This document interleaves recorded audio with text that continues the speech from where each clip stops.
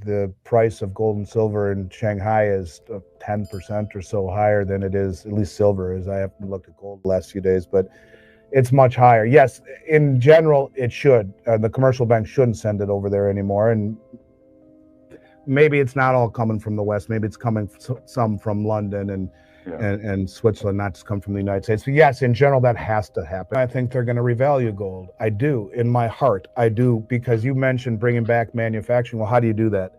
How do you do that, Adam? You can't. Really, in this environment, you can, but you can't, because Triffin's dilemma says that, the rest of the world can make that stuff way cheaper than we can. So how do you compete? I guess you do it just for your own country, but it's not a great business if in a globalized world.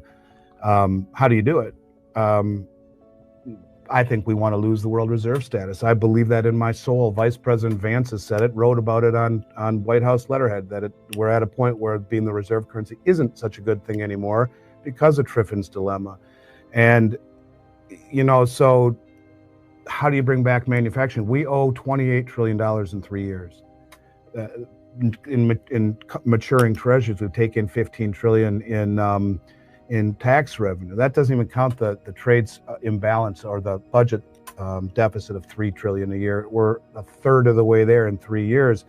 I think they're going to default on the dollar. I don't think they want to be the world reserve currency anymore. In order to bring back manufacturing, what do I mean by that? Judy Shelton, what did she say? They're going to back on July 4th next year. She told me and you this. They're going to issue treasuries pegged to gold, right? Next year. Well, why would they do that? They would do that to have zero borrowing costs on the back end of the treasury market. Zero, redeemable in gold. If you go out to 50-year, like she said would start, there'd be a little coupon on it, plus the gold redeemability. You go all the way down maybe to 10, no coupon, zero interest, redeemable in gold. Well, what does that do? That allows you to have zero borrowing costs to bring back your manufacturing. Now, how do you make your manufacturing competitive? You devalue the dollar. How do you do that? You revalue gold. And if James Rickards is right, or Mike Maloney, he says 10,000, Rickards says 24,000. The president would tell the Treasury revalue gold right now. The Treasury tells the Federal Reserve with no congressional approval, do it. It's held in the gold revaluation account. They put it at 24,000 an ounce. Like Rickards says, this is him, not me. That gives the Treasury Department $6 trillion free and clear. Treasury issues gold certificates to the Fed. The Fed prints $6 trillion out of thin air, devalues the dollar tremendously, gives it to the Treasury General account, who can start to work down debt. The Fed does not have access to that gold. It's collateral, but they only have claim on the cash value of that gold. Now you just massively devalued the dollar. That is what revaluing gold is. That's what Roosevelt did. That is what it is. So now you devalue the dollar and you have zero coupon on the back end of the bond market, so you can bring back your manufacturing inexpensively and sell your goods inexpensively. Well, how do you run the government? Oh, I got a good idea. Let's call it the Genius Act. And we'll have every corporation and bank on the planet start issuing U.S. Treasury-backed, synthetically backed stable coins. Right. And that's $2 trillion a year. Yes. And so this is how you give demand to the front end of the market. The back end of the market's pegged to gold. And if I'm right, and if Judy is right, you'll see gold higher than you can imagine. Now, the only hiccup in that is a soft default. Richard Russell said for years they can inflate or they can die, they being the Fed. Well, this is a soft default on the dollar in order to reshore manufacturing, in order to at some point grow our way out of this problem with 60% of the country having no college education. We must have that stuff, especially the critical stuff. This would give us the ability to do it. Now, the only thing that I could see in the middle of that would be universal basic income for a few years, because if you don't have assets, you're dead in the water. If you hold your money in dollars, you're dead. Because who's been buying all the gold?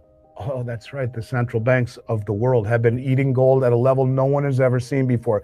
These people understand the game. They talk to each other. Just like 9 years of net central bank selling, you started to see the Bundesbank say, give us back our gold. And then you saw the next year, 2018, Dutch, Austrian, Hungary, Turkey, Poland, all these banks did the same thing and bought more gold than they did combined in the 60 years previously. 2019, they doubled that number. And then the BIS says, oh, by the way, Basel III Accord, gold is now tier 1.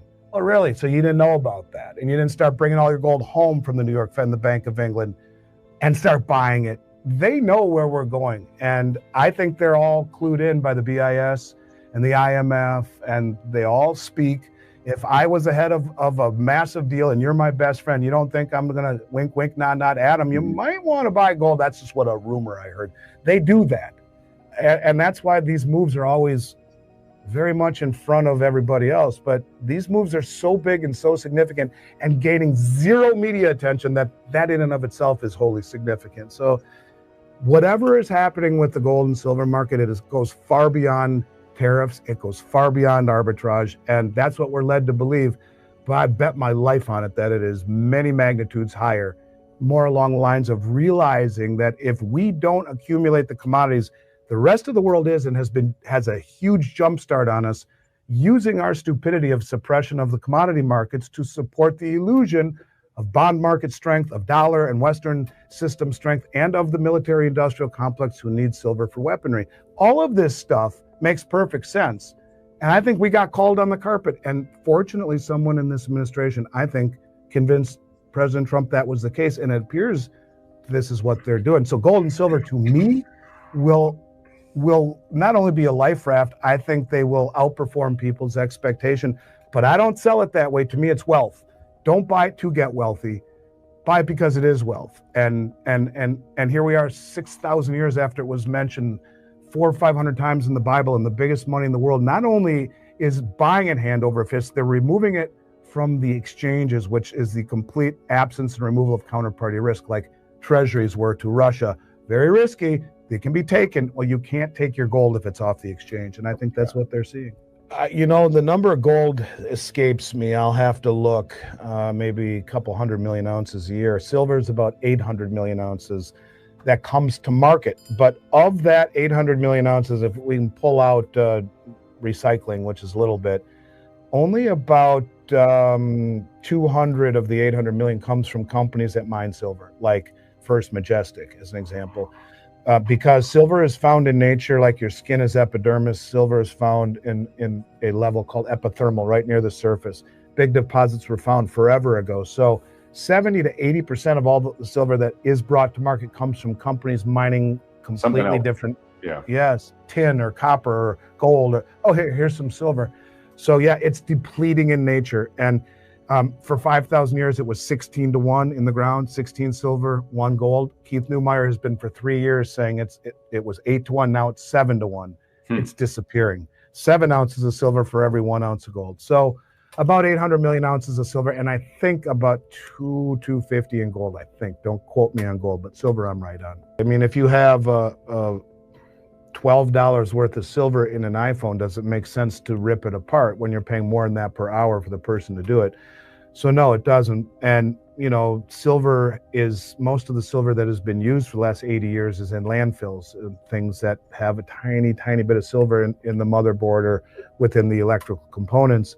Whereas, yeah, to your point, most of the gold minted since Genesis, or mined since Genesis, is still here. And even gold that you pull out of the bottom of the ocean in a ship from 300 years ago can look brand new. Right. But silver, because of its industrial applications, whether in military applications, like 13 to 14 kilos in every cruise missile, down to a tiny bit of silver in the first black and white TV you ever watched, they're exploded or in landfills. And this is why it's gone from 16 to 1 to 8 to 1 to 7 to 1, meaning its geological footprint is decreasing. They think there's a couple 2 or 3 billion ounces of silver above ground, and that's it. You can get different numbers from different people, but not a lot.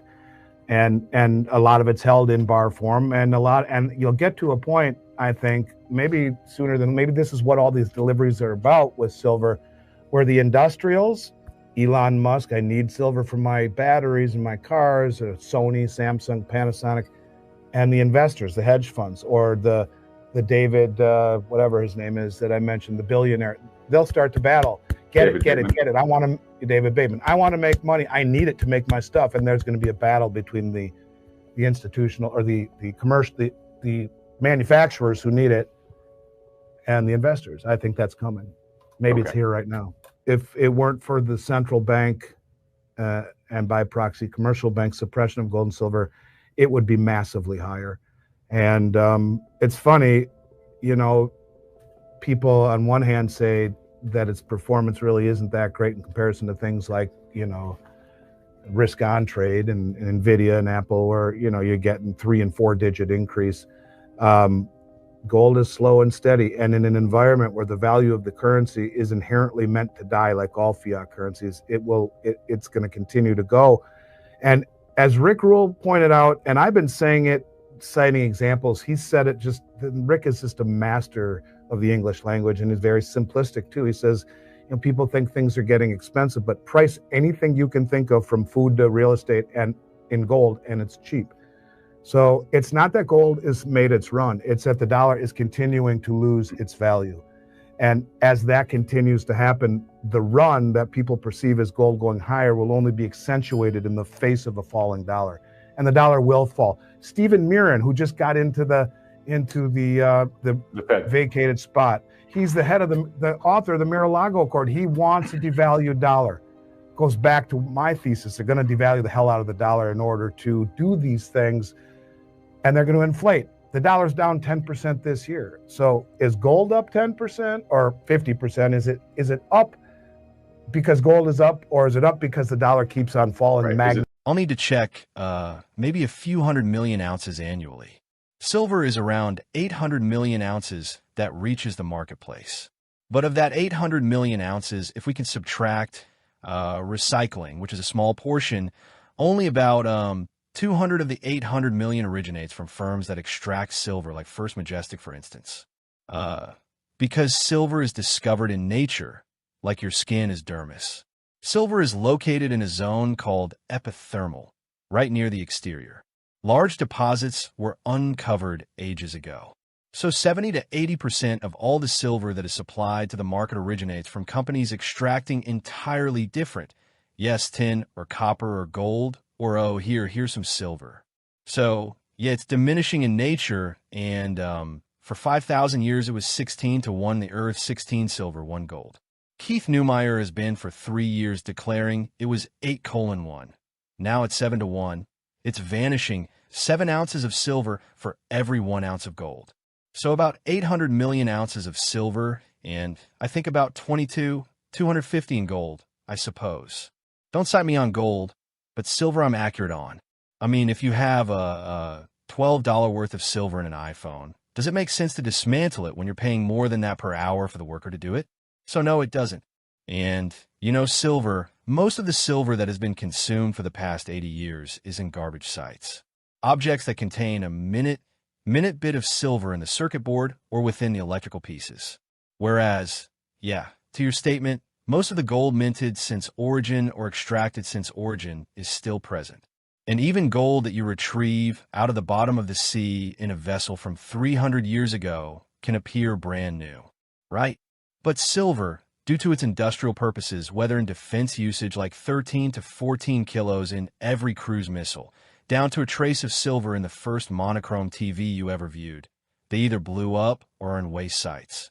And this is why it's shifted from 16:1 to 8:1 to 7:1, signifying its geological reserve is shrinking. They assume there's a few 2 or 3 billion ounces of silver above surface, and that's all. You obtain varied figures from varied individuals, but not much, and much of it's retained in ingot shape, and a lot. And you'll reach a stage, I think perhaps earlier than maybe this is what all these transfers are regarding with silver. We're the industrials Elon Musk. I require silver for my batteries and my vehicles, Sony, Samsung, Panasonic, and the financiers, the hedge funds, or the David, whatever his surname is that I mentioned, the billionaire, they'll commence the conflict. Obtain it, obtain it, obtain it. I want a David Bateman. I want a profit. I require it to produce my goods. And there's going to be a conflict between the institutional or the commercial, the producers who demand it, and the speculators. I believe that's arriving. Maybe it's present right now. If it weren't for the central authority, and by extension corporate bank restraint of gold and silver, it would be enormously greater. And it's amusing, individuals on one side state that its results truly aren't that remarkable compared to things like, speculative trade in Nvidia and Apple, where, you're receiving 3 and 4 digit advancement. Gold is steady and gradual, And in a setting where the worth of the currency is inherently designed to perish, like all fiat money, it will. It's going to persist to progress. And as Rick Rule highlighted, and I've been saying it, citing samples, he expressed it. Rick is simply a master of the English tongue, and he's very direct too. He says, "You people believe things are becoming costly, but rate anything you can think of from food to property in gold, and it's inexpensive. So it's not that gold has made its surge, it's that the dollar is steadily eroding its worth. And as that persists to occur, the surge that individuals view as gold climbing will only be emphasized in the face of a declining dollar, and the dollar will decline." Stephen Mirren, who just entered the emptied position, he's the leader of the drafter of the Mar-a-Lago Pact. He desires a weakened dollar. Returns to my argument. They're going to debase the hell out of the dollar to execute these measures, and they're going to inflate. The dollar's dropped 10% this year. So, is gold up 10% or 50%?